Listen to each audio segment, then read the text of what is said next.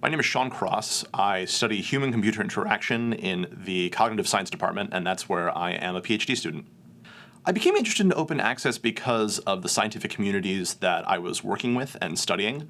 I study how scientists use software and how they go about distributing scientific software and how they publish that software. And so those communities naturally congregate around or parallel to the open science movement, and so that's how I got interested and involved. Our motivation to create open educational materials was to make our teaching just easier. We could send materials ahead of time to students before a course or to people that we were consulting with before we met with them, just to help clarify some concepts that we wanted them to understand. And also, we wanted people to actually use our materials, and so we figured that if we make them free and we put them online, then more people would have access to them and more people would use them.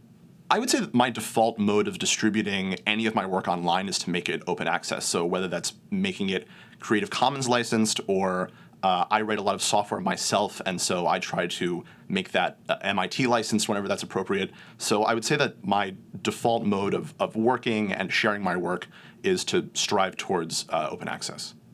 One way it benefits me is that folks are able to see and use my work more easily, just because they have access to it. They don't have to pay for it.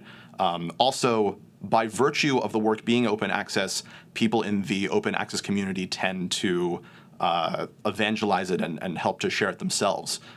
So that there definitely is a intrinsic benefit to me insofar as that my work gets spread around more easily.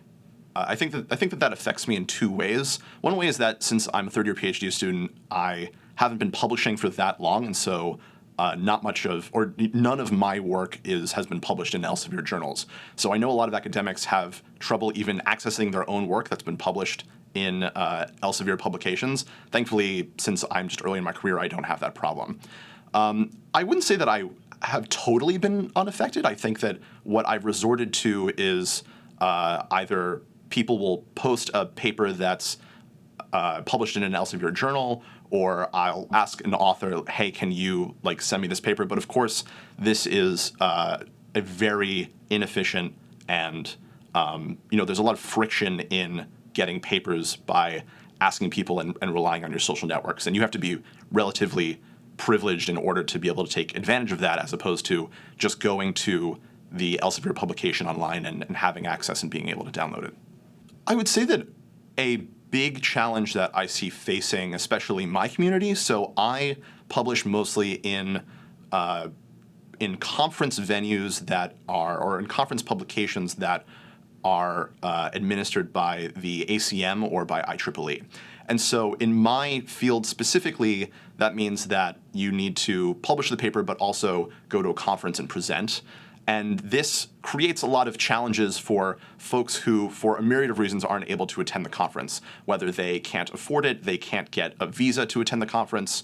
And if you don't attend the conference, then you're not able to publish in that venue. Both the ACM and IEEE are starting to move towards having more open access options, but even if the papers become open access, which to my knowledge they currently aren't, there is still this barrier of travel and accessibility that is a definite impediment to allowing anyone to share their ideas in these publication venues and in my field.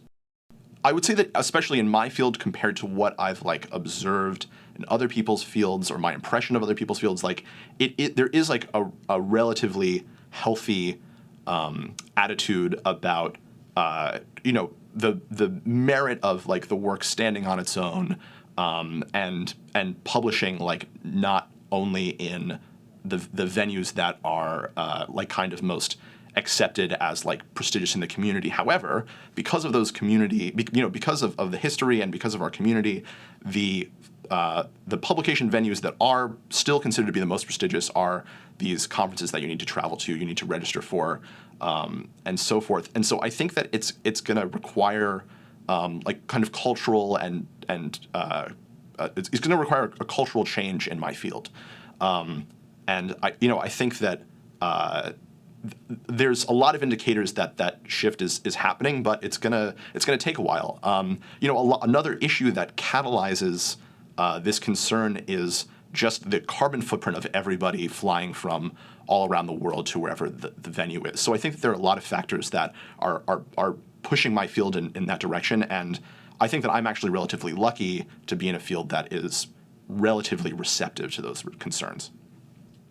As PhD students, our job is to build and is to do scientific work on top of what has already been done. In order to learn about what has already been done, you have to be able to read the literature in your field, and therefore you have to have access to as many papers, as possible, as many papers as you can get your hands on. So, as a PhD student and as representing PhD students who are doing, a majority of the actual academic labor, in order for us to make sure that we're not duplicating other people's effort, that we're, building on top of pre-existing systems and theories, we need to be able to have that access. The importance of open access in my discipline is that, especially in my field, I work at the intersection of computer science and cognitive science and data science, and the methods and materials are moving at a really fast pace. And so in order to keep up with that pace, one needs pretty unfettered access to the latest publications. And by having more people publish open access and therefore opening up the ability to publish and to share work to more people, it allows for people reading the research to keep up with the vast amount of important work that's going on in the field. And it also allows people to disseminate their ideas at the speed of their own research.